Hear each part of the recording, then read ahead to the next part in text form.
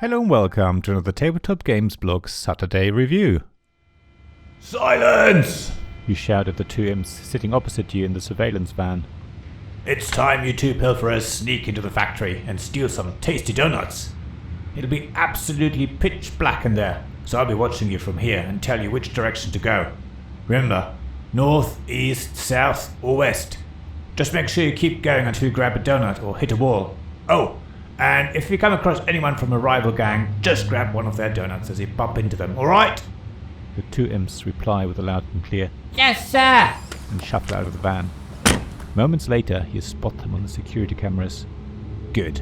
You're ready to start the Doughnut Dash by the Dark Imp. I think from the start it's clear that this game is aimed at all the family. The setting of a donut factory and the theme of stealing donuts will appeal to people of all ages. The rules are also kept really simple, even though the rulebook is relatively long, but that's not unusual for the concept it describes. However, in principle, every player, all at the same time, chooses a direction from the compass, and then they move their donut thieves in that direction until they either pick up a donut or hit a wall. Sure, there are things like reflective walls, which thieves bounce off of and continue to move in the opposite direction. There are wormholes that teleport a thief to the relevant exit space. Plus the 8x8 space factory wraps around, so as you hit an edge, you exit the factory there and re-enter it on the opposite side.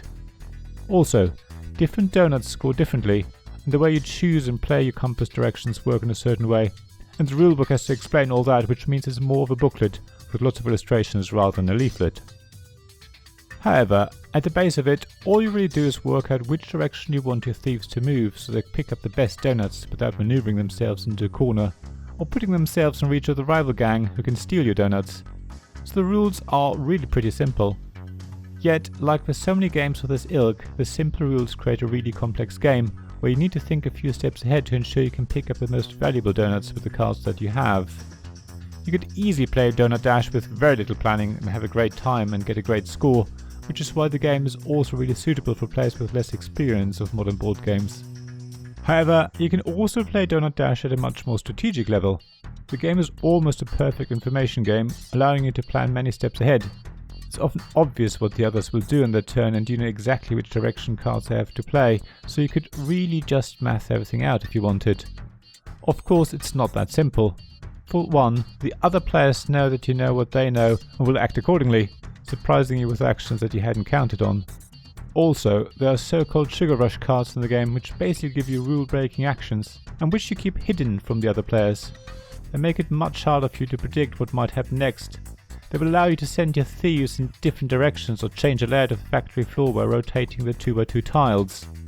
Yet, sugar rush cards are also worth victory points if you still have them in your hand at the end of the game, so you do have to consider whether it's really worth playing them for the action, or whether you're better off keeping them for points. The Dark Imp has done a great job with the game. Every game is different and it really changes with different numbers of players and different player groups. I've played games that were quick and fun and mainly consisted of trying to snatch donuts from each other, as well as games where every turn was carefully considered and players' sugar rush actions used to great effect. The components in Doughnut Dash are amazing as well. You can see it in my unboxing video for Puzzlebox, see links in the description below, which is a great collection of games which includes Doughnut Dash. The 16 factory tiles which make up the game board are thick and provide a lot of variability. The donuts are represented by chunky wooden discs and colourful stickers. The cards are really thick and seem very durable, no sleeving needed. I think it's a great production and will offer you a lot of fun gameplay with the family, as well as some strategic thinking for those people who prefer that sort of thing. Thank you for listening to this Tabletop Games Blog Saturday Review podcast. Please check the description below for links mentioned in this episode, as well as to the written version of this article on the blog. If you enjoyed this episode, please subscribe, give us some stars or leave a review. Please also tell your friends about me, and if you want to offer financial support, check out my Patreon and Ko-fi pages, links to which you'll find in the blog at tabletopgamesblog.com. So thank you again for listening, and I hope to see you again soon. This podcast was made possible by the generous help of my Patreon supporters: Royal Patron Sean Newman, Castle Guard David Miller, Dice Masters Alex Bardi, Paul Grogan and James Naylor, and Shining Lights Robin Kay, Sarah Reed, Tim Vernick and We're Not Wizards.